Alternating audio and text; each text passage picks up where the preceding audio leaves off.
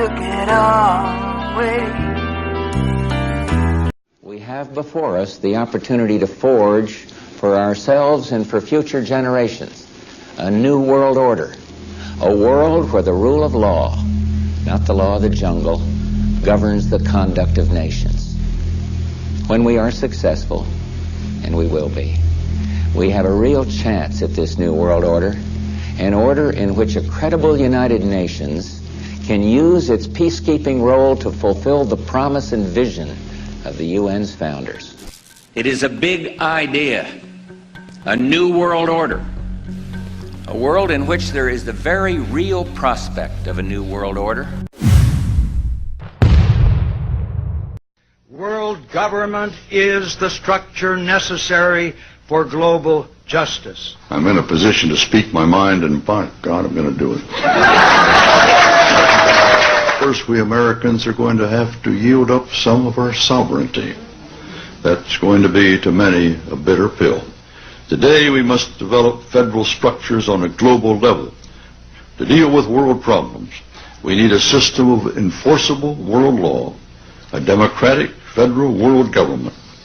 Most important, we should sign and ratify the Treaty for a Permanent International Criminal Court.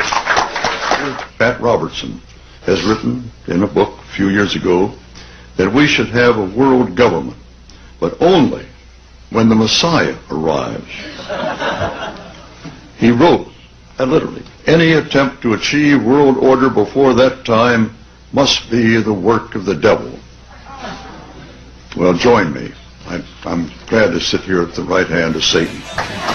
After 1989, President Bush said, and it's a phrase that I often use myself, that we needed a new world order. There is a chance for the President of the United States to use this disaster to carry out what his father, a phrase his father used, I think, only once, and hasn't been used since, and that is a new world order. So that the problem of the Bush presidency will be the emergence of a new international order. Within the next 4 years, we will see the emergence of a new international order. The beginning of a new international order. The pieces are in flux. Soon they will settle again. Before they do, let us reorder this world around us. I think his task will be to develop an overall strategy for America in this period when really a new world order can be created. It's a great opportunity. It isn't just a crisis. It's about the future of Europe and a new world order. There's a need for a new world order, but it has different characteristics in different parts of the world. But today, with Asia already outproducing Europe, India and China are clearly becoming part of our new order. We are now facing a common challenge. And the challenge is how to build a world order for the first time in history on a global basis. So, in conclusion, ladies and gentlemen, a new world is emerging. It is a new world order with significantly different and radically new challenges. The affirmative task we have now is to actually create a new world order. Good evening, everybody. President Obama and British Prime Minister Gordon today calling for a new world order to tackle our global economic crisis. And the president outlined his vision of a new world order in which the U.S. would participate fully.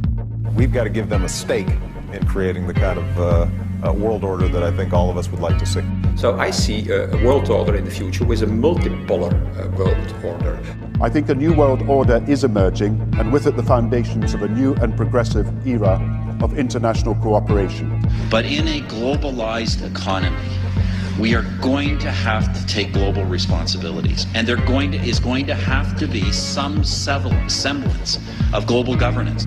Never before has a new world order had to be assembled from so many different perceptions, or on so global a scale.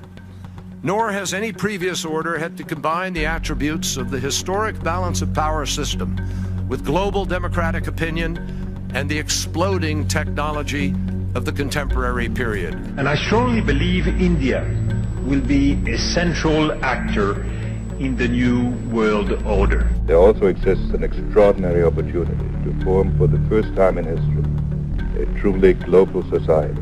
2009 is also the first year of global governance, with the establishment of the G20 in the middle of the financial crisis.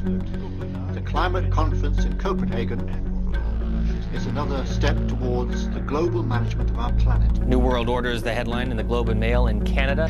Is this global governance at last? Is it one world, the central bankers in charge? But aren't we all just living and dying for what the central banks do? Of course we are. We are absolutely slaves to central banks.